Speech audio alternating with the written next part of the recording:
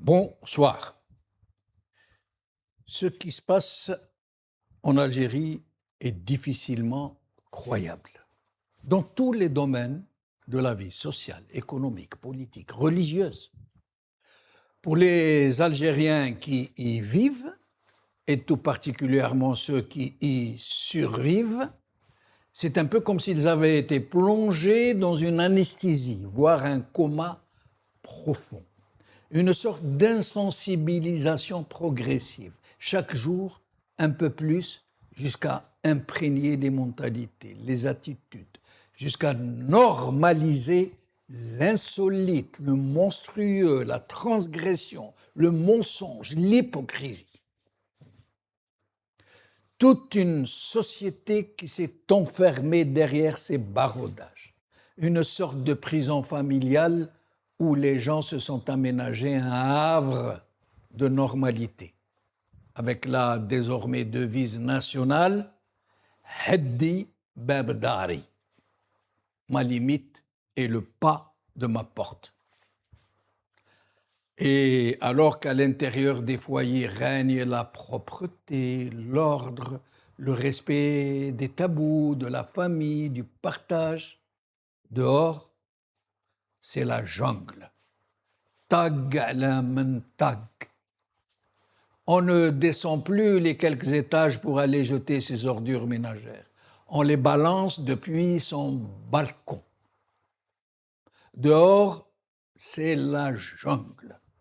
Des voitures garées sur le trottoir et des piétons qui n'ont pas d'autre choix que de marcher dans la rue, où se disputent des matchs de football entre les enfants du quartier qui n'ont pas de terrain de jeu. La plupart des rues de quartier sont défoncées, les robinets souvent secs, des chaînes interminables pour un sachet de lait, des prix de produits alimentaires qui frisent l'incroyable, 1 kilo de viande qui dépasse de loin le 10e du SMIC. Ça veut dire qu'il faut le SMIC pour acheter 10 kilos de viande. Inutile d'évoquer les prix du poisson, autrement plus cher. Un taux de chômage que le pouvoir cache comme un secret d'État parce qu'il ne fait pas de doute qu'il est l'un des plus élevés au monde. Un secteur industriel quasiment inexistant, si ce n'est quelques créneaux de montage ou de conditionnement qui ont le mérite de tenir dans un climat tellement délétère qu'ils font figure de miraculés. Une jeunesse, y compris celle sortie des universités, qui ne rêve que de pouvoir s'exiler, de s'arracher à n'importe quel prix. Des réseaux de passeurs hyper organisés, dont les gros barons sont connus de tout le monde et que personne n'inquiète, parce que le pouvoir est de la partie, qui se sert de cette hémorragie de la jeunesse comme d'une soupape de sécurité pour vider la rue de son potentiel colère, pour le fourguer au pays de la rive nord. Des migrants clandestins devenus une matière première, une monnaie d'échange pour négocier des choses et d'autres, notamment des visas pour les clientèles et les parentèles du régime.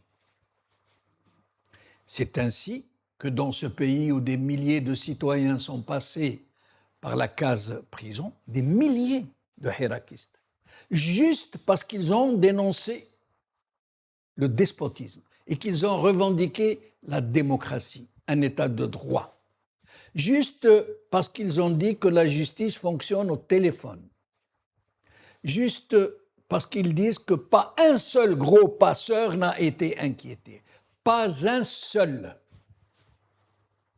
Des lois liberticides, le 87 bis, qui qualifie de terroriste quiconque se dresse contre le régime, quiconque le dénonce.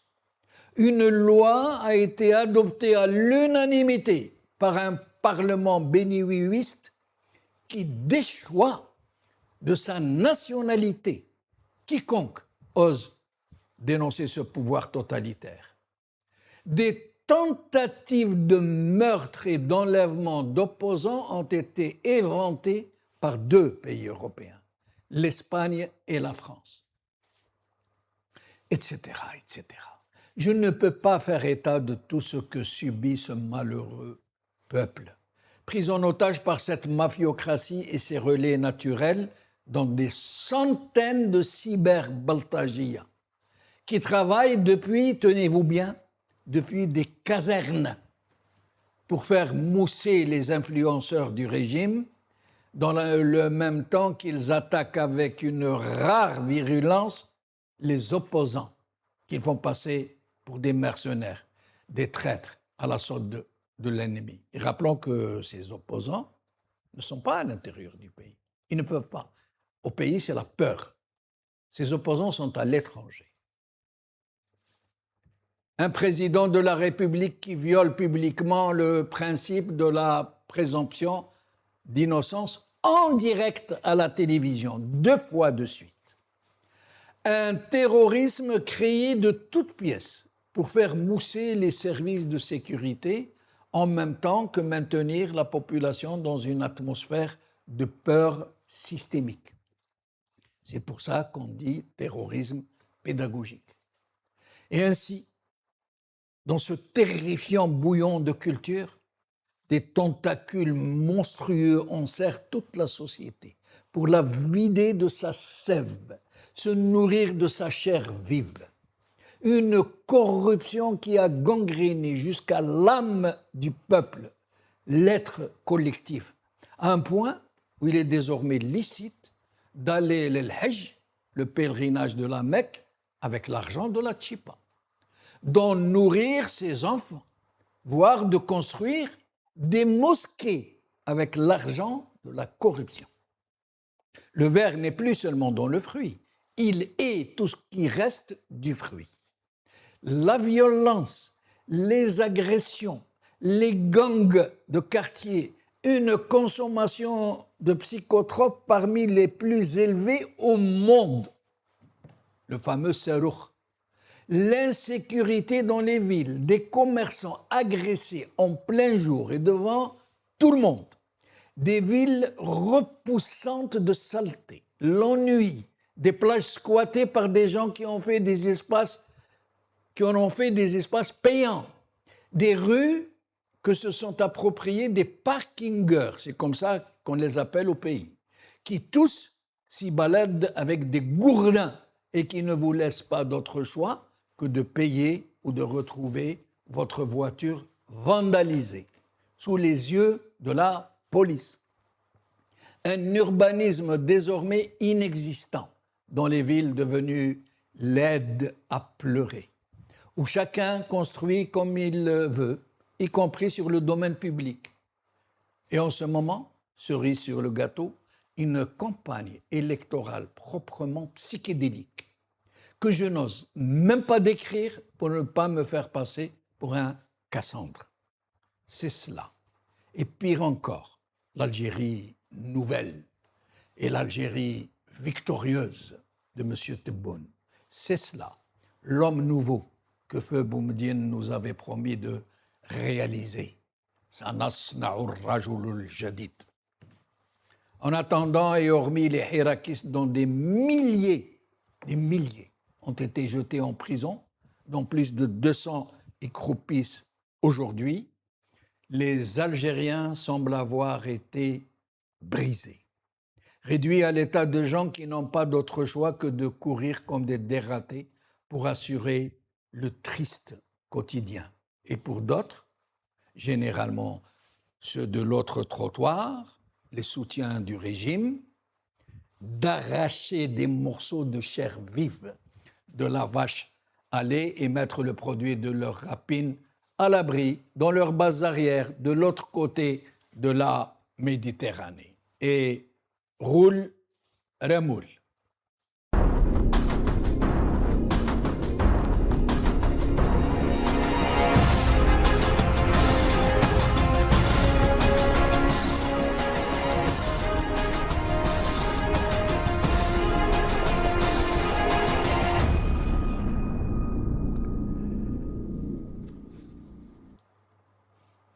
Algérie à vos lots. C'est le titre de notre émission d'aujourd'hui. Et pour en parler, j'ai le plaisir d'avoir ici avec moi Samir Bellatesh, militant politique, écrivain, et Omar Ait Mokhtar, militant politique. Samir, merci d'être des nôtres.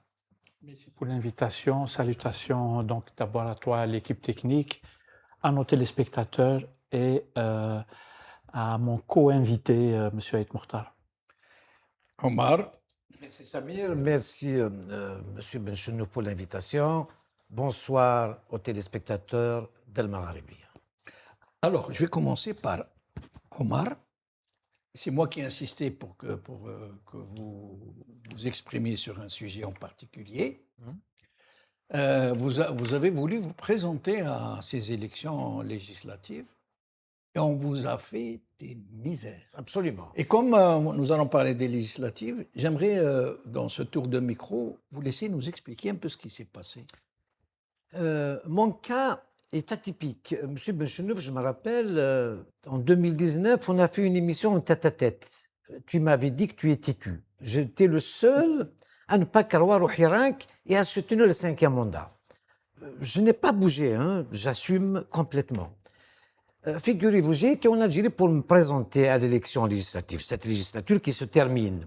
Alors, je n'ai même pas pu voter pour moi-même.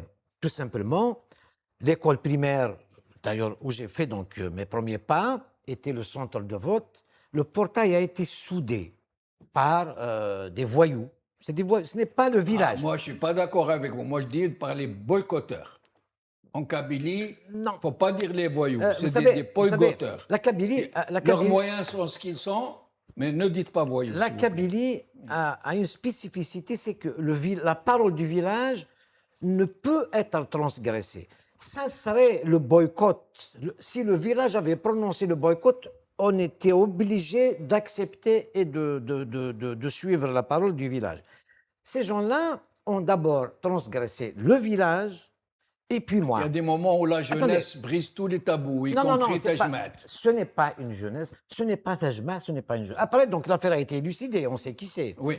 Donc, enfin, le Mohim, je n'ai pas pu. Donc, un État qui ne peut pas assurer un scrutin, organiser un vote. Pourquoi l'organiser? Donc, c'est certain. Non, mais j'aimerais que vous nous parliez de cette fois-ci. Cette fois-ci, donc, je n'ai pas pu voter. J'étais même agressé, excommunié par ce groupe du village, ce qui est rentré dans l'ordre, bien sûr. Je n'accuse pas mon village parce que ce n'est pas le village qui l'a fait. Passons. Cette fois-ci, donc je suis revenu. Donc à partir de là, quelque chose s'est cassé. Cette fois-ci, dès que Tebboune a convoqué le corps électoral, je me suis rendu au consulat, d'abord pour m'inscrire sur la liste électorale, parce que je leur ai dit, je retire un dossier de candidature. C'est le droit de tout Algérien.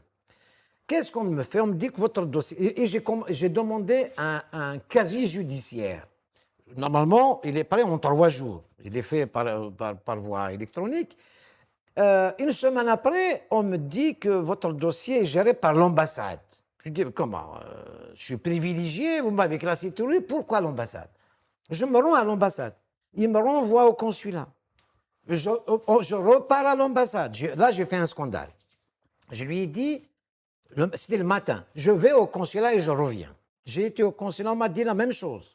Bah, bien accueilli, il me dit, voilà, ton dossier, je repars. Je reviens, là, j'ai fait un grand scandale. J'ai échappé peut-être à un lynchage. Je suis habile, je me suis bien préparé. Mais il y a eu une bousculade, je suis sorti, donc il y avait je ne parle pas d'agression.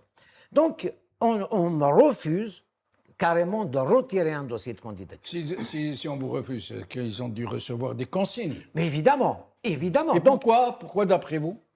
En quoi vous les dérangez Parce que moi, j'ai toujours dit ce que je pense de ce régime mafieux. Je défends les gens qui sont arrêtés arbitrairement, tous les otages qui sont dans les geôles de ce régime pour rien, les hirakistes, les otages kabyles. Tiens, Hassan Bourras, je pense que vous allez en parler tout de suite. Oui. Il a envoyé une lettre d'alerte. Il alerte les gens sur sa santé. Nous allons en parler. Je me demande où sont ces Algériens qui donnent des leçons de conscience. Nous sommes dans une dictature. Donc, quand je prends des positions comme ça, même, combien même je ne suis pas d'accord avec Boualem Sansal, j'étais solidaire. On ne devrait pas l'arrêter. On peut en discuter. Christophe Glaise. Christophe Glaise. On ne peut pas l'arrêter, on ne peut pas le un condamner otage. à 7 ans de prison. Voilà, je ne suis Il pas fallait d'accord. l'expulser, tout simplement. Et encore, je ne suis pas d'accord avec l'arrestation de Christophe Glaise. Je ne suis pas d'accord à ce qu'on mijote une grâce présidentielle pour Christophe Glaise parce que son dossier est vide. Je ne suis pas d'accord sur les arrestations. Non, mais restons dans votre affaire parce qu'il faut qu'on passe à autre chose. Donc, je me retrouve et j'ai défendu aussi Kamel Daoud. Oui, mais restez dans pourquoi votre dossier a été rejeté? Je donne mon avis sur ces choses-là et je me solidarise avec les gens opprimés. C'est la seule raison. D'abord, vous connaissez le système algérien, on ne vous donne pas des raisons, on ne vous convoque pas. Vous n'avez pas été reçu par l'ambassade? Je n'ai jamais été convoqué par la justice, par la police, par la gendarmerie, et par l'ambassade, qu'est-ce qu'ils vous ont dit? Mais non, votre dossier, c'est le consulat, il n'y a pas de réponse. Pas de réponse. Je n'ai pas de réponse. D'ailleurs, je dois renouveler ma carte de séjour, mon passeport est périmé, et naturellement, ils ne veulent pas me la renouveler. Donc, cette Algérie, elle crée même des apatrides. C'est-à-dire, même quand vous avez parlé des opposants qui sont à l'étranger, qui disent ce qu'ils pensent, eh bien, ces gens-là sont persécutés. D'ailleurs, on a créé, tu sais qu'on a créé un collectif de défense des Algériens persécutés par le régime algérien à l'étranger. Vous savez ce qu'ils ont fait, les influenceurs. Tout ça, c'est téléguidé d'Alger. Donc, quand je prends des positions comme ça, je comprends le régime qui persécute. Là, je suis persécuté, mais je ne me laisse pas faire, bien évidemment. Et qu'est-ce que vous envisagez de faire? Alors, donc, nous sommes en train de nous organiser avec un collectif. Il paraît qu'il y a plus de 11 000 personnes dans mon cas auxquelles on ne veut pas délivrer leurs papiers, renouveler leur passeport. Je ne parle pas des gens qui sont des Algériens en Algérie. Ça, il y a des milliers, ça on connaît. Et les gens qui sont sous contrôle judiciaire comme Karim Tabou et tout ça, pour rien, 4 ans. Donc, il paraît qu'il y a 11 000 personnes. La première action, ça sera le 5 juillet, une date symbolique. C'est un sitting devant l'ambassade d'Algérie à Paris. Il paraît qu'au Canada, les gens s'organisent, en Angleterre aussi. Nous allons libérer l'Algérie. Vous allez organiser un sitting le 5 juillet, fête de l'indépendance, devant l'ambassade d'Algérie pour libérer l'Algérie. On appelle à libérer l'Algérie de cette secte. Ce sera en quelque sorte l'acte de naissance de votre collectif. Absolument. Et puis on verra comment nous défendre, bien sûr. On peut pas se défendre individuellement. Collectivement, on peut saisir si ce pouvoir ne décide pas, parce qu'on lui demande une trêve à cette guerre contre le peuple. On veut bien débattre de tout. Donc sinon, on est obligé d'aller devant les juridictions internationales, des droits de l'homme et tout ça, parce que ce que fait ce pouvoir est illégal. Je parle des lois internationales. C'est illégal de refuser de délivrer des documents de voyage. Mais il n'est pas à ça près. Hein. Oui, il a mis des milliers de gens en prison. Il a essayé de faire assassiner des opposants à l'étranger. Ce régime ne recule devant rien. D'ailleurs, vous voyez comment on a fait avec les journalistes comme même Abdou Samar d'abord, qu'on l'aime ou qu'on n'aime pas, comme Amer DZ. Il faut se solidariser de tous. On l'aime bien. On l'aime bien. Non, mais il n'y a pas de souci. On peut ne pas être d'accord avec lui. Il faut se solidariser avec ces gens-là. Bien sûr, comme Hassan Bourras, vous allez en parler tout de suite, il faut se solidariser de toutes les victimes de ce régime. C'est comme ça qu'on peut s'en sortir. Donc, merci. Les juridictions internationales, ils peuvent nous écouter si nous sommes rassemblés. Je vous félicite et j'espère que tous les Algériens se battront comme vous êtes en train de vous battre pour votre honneur et votre dignité. Absolument. Et votre liberté. Et votre droit. Juste une parole. Vous savez, il y a des élections. Quand on refuse à quelqu'un d'aller aux élections, je parle de Hamoud Boumedine, je parle de Maître Alili, c'est des gens nobles qu'on connaît. Quand on refuse leur candidature, c'est-à-dire on les salit. Qu'est-ce qu'ils ont fait, ces gens-là? Et puis, les raisons, on ne donne pas les raisons, on refuse votre dossier, c'est comme ça. De toute façon, nous allons y venir. Samir, sur cette affaire, vous avez quelque chose à dire? Non, pas particulièrement, parce que, comme tu viens de le dire, les cas de dépassement de la loi, etc., ils sont légion chez nous, et rien à rajouter. Alors, est-ce que Zahra Boras est avec nous? Toujours pas. J'espère que nous pourrons. Alors, Hassan Boras, c'est un journaliste. C'est de lui, rappelez-vous, que Yahya, à l'époque où il travaillait avec le Magharibiya, il collaborait avec le Magharibiya, avait dit publiquement devant toutes les caméras des télés algériennes, et s'il veut faire de la grève de la faim, qu'il fasse de la grève de la faim. Et encore un peu, il aurait dit qu'il crève. Entre-temps, Yahya a été rattrapé par la justice immanente. C'est lui qui est en prison aujourd'hui. Hassan Boras. Yahya. Et Hassan Boras, il est d'une telle humilité, d'une telle modestie, d'une telle bravoure. Il ne s'est jamais plaint. Et c'est un gars qui s'est toujours battu pour le droit. Parce que plus que journaliste, c'était un homme défenseur des droits de l'homme. Un militant. Il a payé très cher, dans sa chair, dans sa liberté, dans sa famille. Il est très malade aujourd'hui. Et il a été littéralement abandonné à tous, livré aux chiens. Et Hassan Boras aujourd'hui, ils viennent encore, la chambre d'accusation de la cour d'Al-Bayd a décidé de renvoyer le dossier du journaliste et défenseur des droits humains devant le tribunal de première instance. Il joue avec lui au ping-pong. Et lui, en attendant, il est en train de croupir en prison. Il est très malade. Et ce régime est sourd, muet aux cris des hommes et des femmes libres de ce pays. Hassan Boras, que je connais, que je respecte énormément, je respecte Hassan Boras. C'est un homme vrai, c'est un journaliste intègre. Il ne mérite pas d'être abandonné par nous tous devant ces gens qui sont en train de le broyer. Samir. Surtout, il faut peut-être dire aussi, moi aussi je le suis depuis des années et il en a souffert de la dictature, effectivement, puisqu'il a été arrêté à maintes reprises, en fait, au moins depuis 2000. Je ne sais plus, les premières fois c'était 2007, 2008 et tout, et depuis, moi je l'ai vu aller et venir en prison plusieurs fois, et il en est sorti, je pense, en 2015 avec un gros problème de santé, de rhumatisme, etc. Voilà, donc il a souffert. Il a souffert, et j'allais rajouter juste une petite chose, parce que voilà, notre pays, malheureusement, où nos concitoyens, malheureusement, ils vivent des choses insupportables. C'est que moi, j'ai vérifié. Quand ils l'ont repris l'autre fois, je me suis dit, mais pourquoi ils l'ont repris? C'est qu'est-ce qu'il a dit? Sur des choses qu'il aurait dit sur sa page Facebook. J'ai tout de suite listé toute sa page Facebook. J'ai repris plusieurs pages mais il n'y a rien, il n'a rien dit en fait. Le monsieur, des fois, il partage des choses qui sont...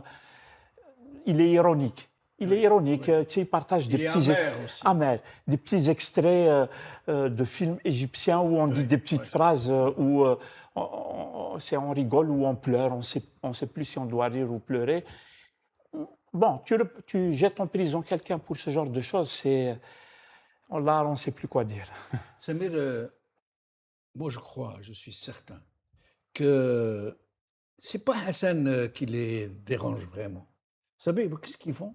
Ils prennent les plus méritants, les plus braves, les plus courageux, et ils les brisent pour que ça ait valeur d'exemple. Absolument. Pour faire peur. Voilà. Pour faire peur. Ah bon, Hassan Boras, comme chez vous qui va l'a brisé. Oui. Il ne voit plus ses enfants depuis des années. Oui. Il est en mauvais état. Sa carrière a été brisée, sa santé est défaillante.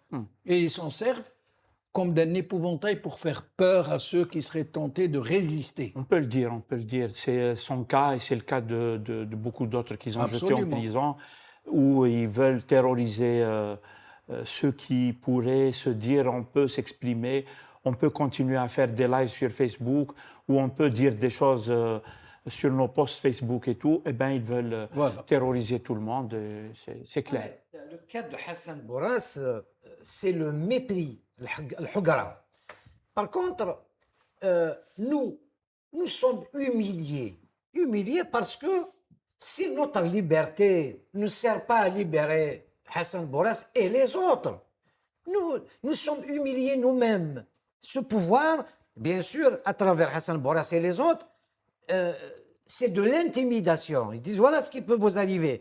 Et nous qui sommes en liberté, qu'attendons-nous à assumer nos responsabilités? Il faut s'organiser, parce que l'organisation est l'ennemi numéro un de la dictature. Parlons-en. Qu'est-ce qu'on peut faire? Justement, Omar. C'est pas les déranger. On ne veut pas s'attaquer à notre pays de l'étranger, comme ils le disent. On veut défendre la liberté des gens, l'honneur des gens. C'est notre honneur aussi. Depuis l'intérieur du pays. À la limite, les gens qui sont à l'étranger, nous, on peut parler, on ne craint rien, ils ne peuvent rien faire. Ils peuvent faire. Et encore, ce n'est pas tous les Algériens de l'étranger qui militent. Hein. Non. Parce que pourquoi? Vous savez pourquoi? Parce qu'ils savent qu'ils doivent rentrer au pays, voir leurs parents, leur famille. Et ils savent que ceux qui parlent, ils sont arrêtés à l'aéroport. Moi, on ne veut pas me renouveler mes papiers, parce que je parle justement. Voilà. Alors, moi, la question que je vais vous poser à tous les deux, et elle est d'une grande importance. Qu'est-ce qui fait que les Algériens qui nous ont montré ce qu'ils valent pendant le Hirak, qui nous ont montré à travers cet élan de dignité que ce peuple, sous les cendres, sa dignité continue de palpiter, elle est là, la dignité des Algériens, elle est vivante encore. Pourquoi maintenant ils ont été réduits au silence? Plus personne ne parle, ni des Hirakis qui sont en prison en ce moment, ni de ceux qui sont inquiétés tous les jours, qui sont suivis, qui sont calomniés. Vous savez qu'il y a des centaines de militaires dans des casernes dont le seul travail, c'est des cyber-baltagirs. Ils ont des micros, un soldat, du matin au soir, et il est relevé le soir, de la nuit au matin. Qu'est-ce qu'ils font? Ils vont dans le compte de Samir, ils vont dans votre compte à vous. Alors, ils vont dans deux catégories. Non, mais ils vont dans les comptes des influenceurs du régime pour les féliciter. C'est des milliers. Bravo, les hommes. Et ils viennent dans votre compte à vous. Il y a Harki, il y a Mkhzen, il y a le mercenaire, il y a كذا يسبوك بكل حتى بالعيب. C'est des méthodes. Et les gens en Algérie aujourd'hui, ils ne réagissent plus devant la tragédie d'Hassan. Pourquoi? Mon avis perso, c'est un avis parce que là, je ne sais pas si quelqu'un peut répondre d'une manière objective. C'est difficile de répondre d'une manière objective. On a chacun son avis sur ce genre de choses. Moi, mon avis, c'est que les gens, ils ont peur. Et c'est tout à fait normal. Oui. Nous, on arrive à parler parce qu'on est à l'étranger. Et la preuve que, c'est-à-dire si on pouvait faire plus ou mieux que ce qui se fait en Algérie, on serait parti là-bas et parler. On ne peut pas le faire. Oui. On ne peut pas le faire. Exact. Et c'est normal, les gens qui sont là-bas, ils ne peuvent pas parler parce qu'ils les embarquent. Et tout le monde, ça n'existe pas, les gens qui veulent être embarqués. Les gens, ils ont des familles, ils ont des mamans, ils ont une vie à mener, ils ont son magasin ou son travail, etc. Donc les gens, on les a terrorisés et ils sont terrorisés. C'est-à-dire ça marche, ça donne du résultat, oui. Ça donne ce que tu décris, Djamaldine. C'est-à-dire que les gens, ils ne peuvent pas parler. Donc, qu'est-ce qu'ils font? Ils sont dans une... en fait, on est retourné à l'avant-Hirak. Les Algériens sont dans une résistance passive qui a un sens énorme du point de vue politique, même si beaucoup de gens ne veulent pas le voir. Par exemple. Non, parce qu'on ne le prend pas en compte jusqu'au jour où ça nous explose à la gueule. Après, on se dit, oui, finalement, les Algériens, ils sont là et tout. Non. Comme les Bouteflika. Oui, absolument. Ça veut dire que les gens, ils sont dans une logique politique. À mon avis, il faut essayer de la comprendre. Ça veut dire le contexte fait que, etc. Il faut essayer de la comprendre. Moi, je trouve que c'est normal que les gens, ils ont peur. Nous, on est à l'étranger, on peut se permettre de parler de cette manière parce que on sait qu'ils ne vont pas débarquer à 6 h du matin, nous casser les portes. Encore, ils ont ici, à travers Amir Dizad, Abou Hicham. Et encore, ça veut dire, si moi je devais rentrer au bled demain et tout, je ne peux pas rentrer. Oui. Et si j'optais pour le fait de rentrer, si je décidais, je me dis, oui, mais moi, il faut que je rentre et tout, je vais arrêter de passer sur Maghrébia, je vais arrêter de dire des choses sur ma page Facebook, je me fais je passe sous les radars et je vais rentrer chez moi tranquillement. Moi aussi, ça me manque. Ça fait 10-15 ans que je ne suis pas rentré chez moi. Mon village, mes amis, ma famille, etc. Mais qu'est-ce que tu veux? C'est notre triste sort qui veut ça. Non. Pardon Omar, de temps en temps, il m'arrive de faire des petits textes, je poste des publications sur Facebook.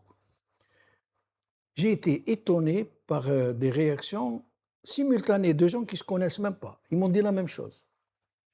Ils m'ont écrit sur ma messagerie privée. Qu'est-ce qu'ils m'ont dit? J'ai beaucoup aimé ce texte, je suis d'accord, mais, pardon-moi, je ne peux pas le liker ou commenter positivement, même toi.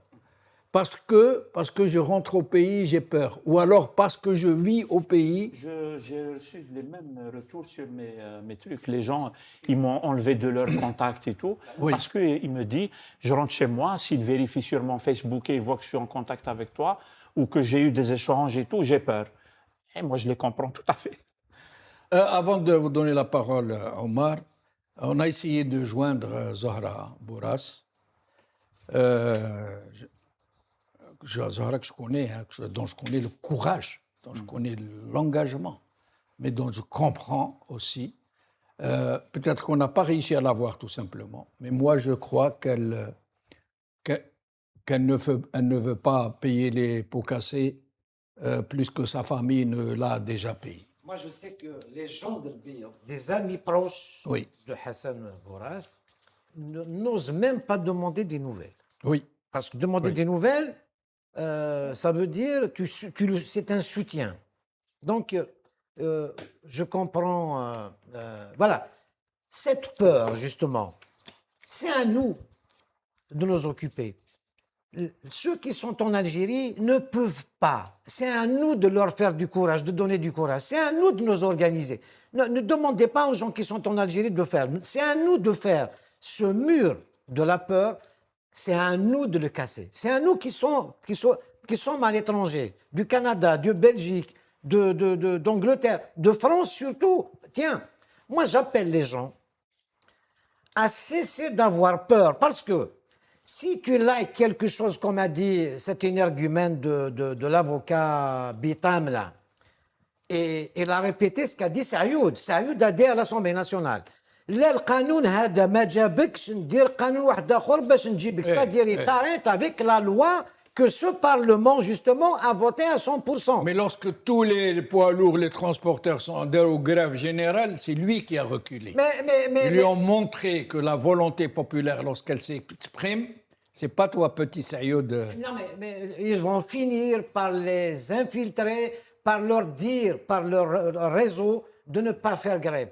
Bon, quand tu vois Bitam te dire, j'ai traité des dossiers, un GEM, tu passes 4 ans de prison. Ça veut dire quoi? Nous avons le problème qui se pose, monsieur Benchenouf, c'est que si tu es activiste, si tu soutiens ouvertement des gens outragés, je comprends qu'ils t'arrêtent. Le problème, c'est qu'ils peuvent t'arrêter, tu n'as rien à voir du tout. C'est ça le drame.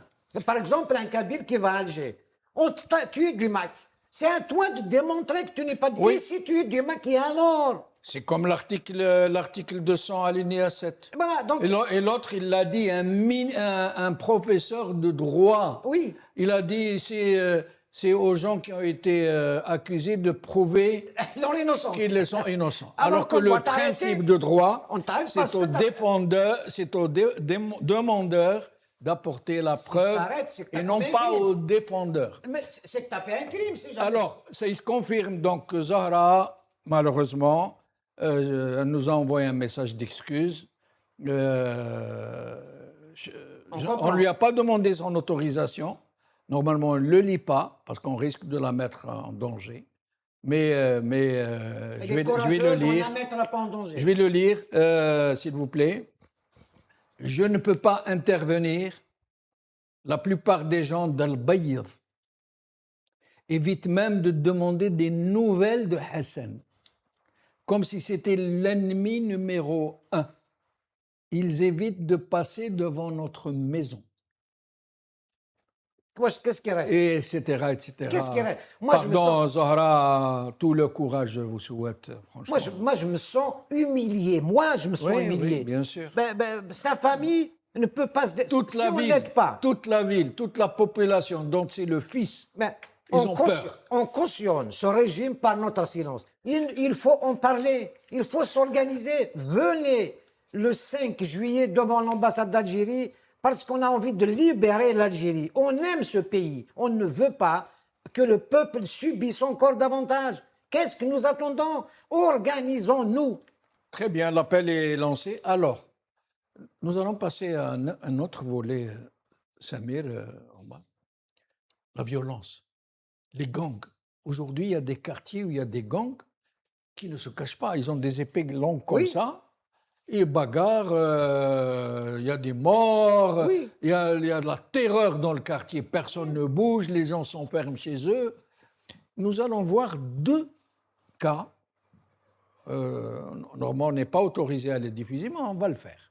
Nous allons voir d'abord le premier cas. Regardez.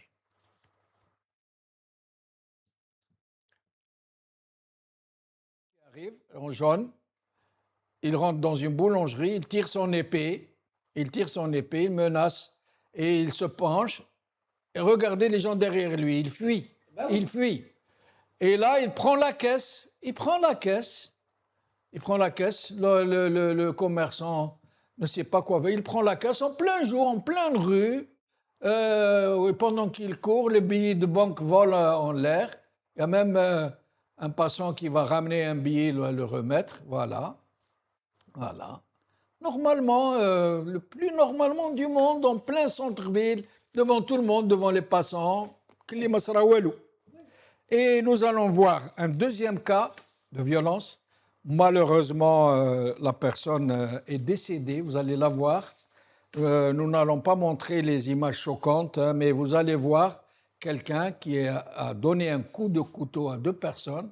Donc la première, qui se portait bien, qui pensait ne pas avoir été gravement atteinte, est décédée par la suite. Un chauffeur de taxi. Regardez. ضربوا بالموتى اوصي يهرب او قاسك عنه Voilà la personne. Voilà, nous allons voir la personne qui avait un tricot rayé, qui a des taches de sang sur le côté, et qui pensait ne pas avoir été grièvement touché, qui va décéder juste après, alors qu'il pensait que ce n'était pas grave. C'est ce monsieur, voilà. J'espère qu'on va voir son visage. Rabbi yarhamou.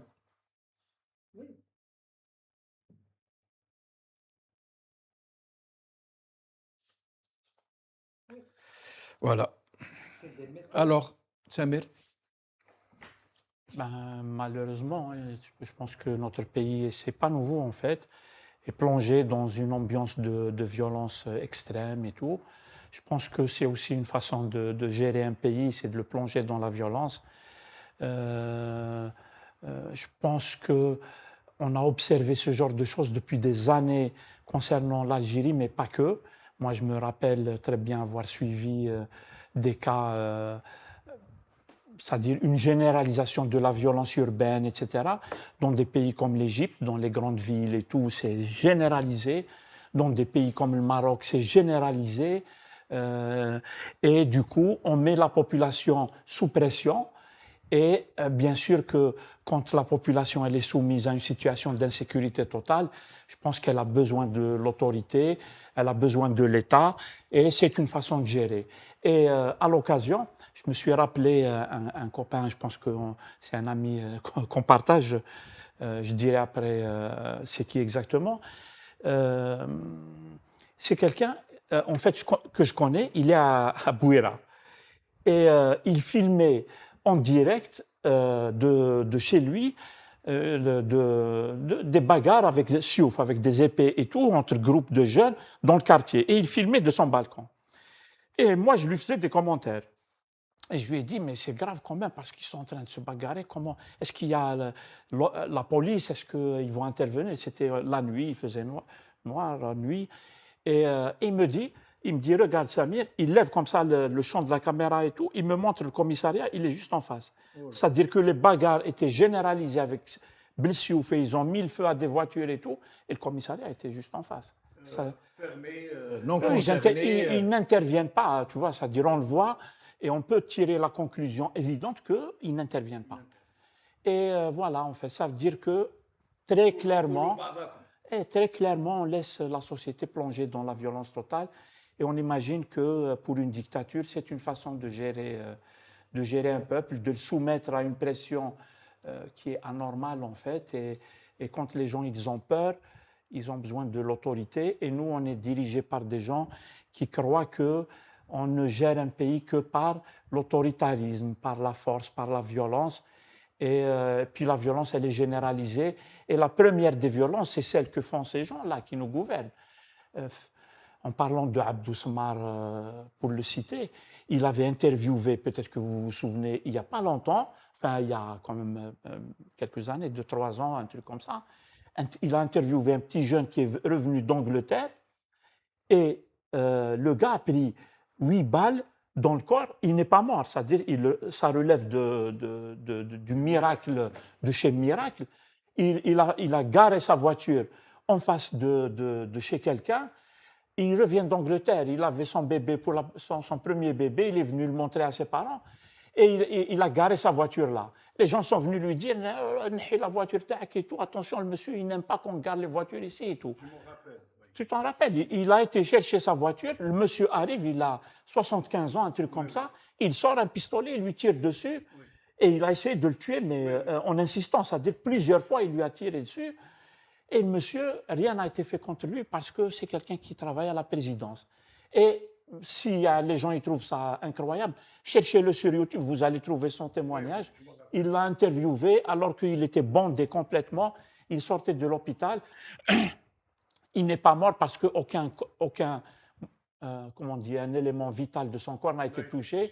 Par miracle, aucun organe vital n'a été touché. Et donc la violence, c'est celle-là la violence qu'on vit, nous. Tu sais, ça se passe dans les quartiers pauvres.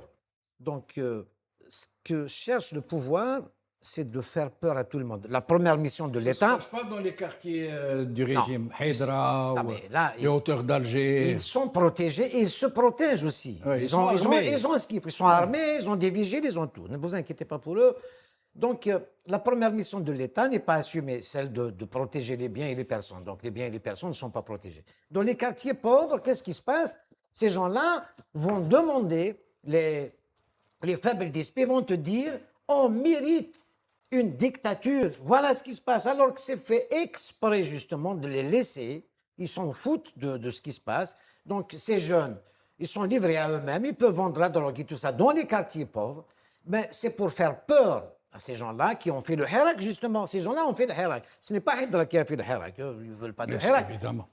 Ça ne les arrange pas. Donc, le pouvoir maîtrise la violence et injecte de la violence et regarde comment réagir. Alors, si tu réagis par l'organisation là, c'est non. Il va te dire c'est l'État qui organise. Donc, qu'est-ce qui va se passer? Il va te rajouter plus de dictature. Tu as besoin de l'État. C'est nous qui te protégeons. Donc, il y a des gens qui le besoin. Ils vont te dire on mérite la dictature, il faut de la dictature, plus de dictature. Et pendant ce temps-là, ils sont bien à Paris et à Hydra. Alors, nous allons, vous savez, avec la tradition du baisement, les musulmans, c'est les seuls qui baisent encore les mains. Moi, je ne vais jamais baiser les mains, je ne le ferai pas. Voilà. Alors, le comble du comble, c'est que les rois un peu partout dans le monde, les princes, qui se font baiser la main, يلعبوها زعما باسكو حرام. يعطيك يدو كي تبوسها يقول لك استغفر الله, il retire sa main. Ah ouais. Le summum de l'hypocrisie. Et donc, عندنا حنايا monsieur Bouden هذا بودن تاع الرندي, il n'arrête pas de faire des conneries, mais il n'arrête pas de dire des bêtises. Non, ça veut dire heureusement, parce que lui est en train de donner la véritable image de ce régime. L'illustration du régime. Et alors là, il y a quelqu'un, il visite بلاصه الغالب وجاء ان جان سلم له على يده جلفه وقيله. J'ai قريت في les commentaires, ils ont l'essentiel dit- جاء ان جان سلم له على ils ont يده dit après c'est il a fait à démenti قال non طاحوا لي النواظر bon mais le comble c'est que Bouden lui au moins il n'a pas été hypocrite, il n'a pas retiré sa main, au contraire vous allez le voir il jouissait et il lui a même tapé sur l'épaule. Regardons.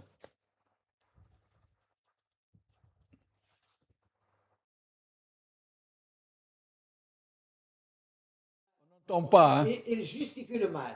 Ouais. Là, il est en train de s'excuser. Malheureusement, on n'entend pas ce qu'il Non, dit. il justifie. قال لك non, درت هكذا نواظر. Alors, attendez. Voilà. J'aimerais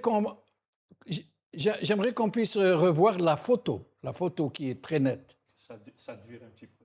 Ouais, non, non, juste la photo. le geste, Oui, il est voilà, rapide, regarde, rapide, regarde. voilà. Et là, il n'a pas fait tomber ses lunettes, hein, regardez. Non.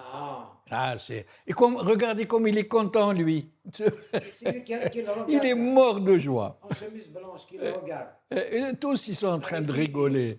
Ah, là, le baisement à l'algérienne. Alors, mes chers amis, nous arrivons à la fin de l'émission. Oui. Bouden, Ben Guerina, tu sais, c'est fait exprès. Donc, Oui. c'est le ridicule qui ne tue pas. Vous rappelez cette scène de Ben Guerina quand il distribuait les bonbons? الحلاوة. On dirait qu'il était dans une basse-cour en train de jeter oui. du grain aux poules. Oui, Il absolument. était fier de lui, il était dit comme ça. Et c'est le plus grand parti de l'Algérie, monsieur. Eh oui. Alors, nous arrivons à la fin de l'émission. Dernier tour de micro. Je vous laisse finir comme vous voulez, soit sur Hassan, soit sur la violence, sur les élections. Sur ce qu'on vient de voir, c'est que on finit par croire que ceux qui sont derrière, on les voit là, ils sont derrière, et ils ont visiblement cette tendance à prendre des gens qui vont occuper la population ou même les plateaux comme nous, hein. Ils vont nous occuper avec des choses comme ça. Oui. Dans le temps, on avait des sellels. On ne pouvait Oui, pas faire oui. Ah. mieux que sellels. Hein. C'est de la liette. Selleliet et le Fakakir et compagnie. Fakakir, oui. Et on avait des gens comme ça. Maintenant, on a aussi d'autres. C'est-à-dire, ils sont là, ils inventent des choses un peu bizarres. Ils ont visiblement tendance à prendre des gens vraiment pas sérieux qui font des clowneries et tout. Oui. Et c'est tout. C'est à l'image du régime algérien. On ne peut pas mieux dire. Et voilà. Voilà. Ce jeune homme et les autres, mais franchement, qui va venir écouter un discours de Bouden? C'est ce qu'il est. Ah, ça s'achète? Ah non, non, non, pardon, Omar, Ouais. je vous le donne la parole. Oui, Ça s'achète. sûr. Aujourd'hui, bien sûr. il y a des vendeurs d'applaudisseurs. Oui, absolument. Ils vous ramènent, يقول لك, par exemple, 2000 dinars الواحد. إيه. Il vous ramène des gens à charge pour lui, يعطيهم شوية سوارد, يدير لهم كاسكروت, يقولوا احنا كاشيريست, يدير لهم كاسكروت. Et le comble, c'est qu'ils dans une salle pour applaudir Bouden. On va dire l'autre salle, le concurrent. Les mêmes, ils les prennent dans l'autre salle. Ben oui, Ils c'est les du vendent. commerce. Voilà. Et Mais- ils sont là à applaudir. Les pauvres, hein, ils n'ont pas, on ne peut pas les plaindre. Ce ne sont pas des gens convaincus, conscients pour un projet politique qui viennent. Donc il n'y a pas de politique, il n'y a pas d'État, il n'y a pas d'organisation. C'est le mépris de ce peuple. C'est pour ça qu'il y a Pourquoi le boycott. Oui, mais bien sûr, le boycott ne règle pas les choses. Il faut s'organiser, il faut dire, voilà, on a un problème, un mur de la Vous peur. voulez qu'on aille voter? Non, ce n'est pas ça. Il y a un mur de la peur, il faut le briser, il faut Excuse-moi. dire, il faut Excuse-moi, il faut en parler. Et pourquoi, Tu vas voir pourquoi vous vous êtes présenté aux élections? Mais parce que les élections, ça sert à parler. Moi, j'ai été pour l'élection présidentielle. Tout simplement par dire tout ce que je pense. C'est le seul moyen Pour de... aller à l'Assemblée Attendez, nationale? non, non, attendez. L'Assemblée nationale, que tu votes ou que tu ne votes pas, il va y avoir des gens qui vont aller à l'Assemblée nationale. C'est ça le problème. Mais ce qui m'intéresse le plus, c'est de faire un débat légal. Parce que quand tu te présentes en réalité, il y a un débat. Moi, quand je me suis Au présenté en contraire, Algérie- vous allez leur permettre de dire, vous voyez, nous sommes en démocratie. Non, mais- Voilà, non, Omar non. qui est en Je train de t'assure, critiquer. Moi, ma candidature à Tizi Ouzou, dans la Oulaya Tizi Ouzou, la dernière, je parle. J'ai évoqué des choses, d'ailleurs, c'est l'un des scandales monstrueux en Kabylie. Dans quel but? Attendez, C'était- attendez. C'est pour faire quoi? Le seul moyen. Spécifique, le seul- spécifique Non, qu'il mais avait fait Le seul Ah, moyen. un spécifique, spectacle à l'Assemblée Attendez, nationale, attendez. mais qui est resté Le seul- mémorable. Oui. Mais ça servait à Le quoi? seul Rien, moyen. à rien. Le seul moyen chaud. Aujourd'hui, on a le Maghrébia. C'est le seul média où on peut s'exprimer librement. Quand il y a une élection, il faut les piéger. Le seul moyen de dire, moi je suis Tizouz, je me suis présenté là-bas. Le seul moyen de dire tout ce que je pense de la wilaya la plus corrompue de l'Algérie, malgré tout, c'est de se présenter aux élections de palais légalement. C'est un piège pour le pouvoir.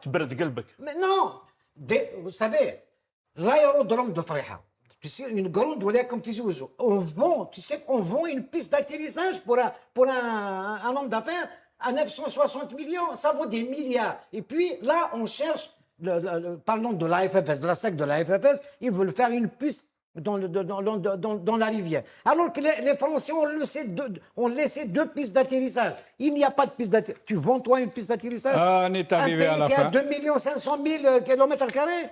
Mais il faut le dire. Merci, mes amis. Nous sommes arrivés à la fin de l'émission. Nous avons même un peu débordé.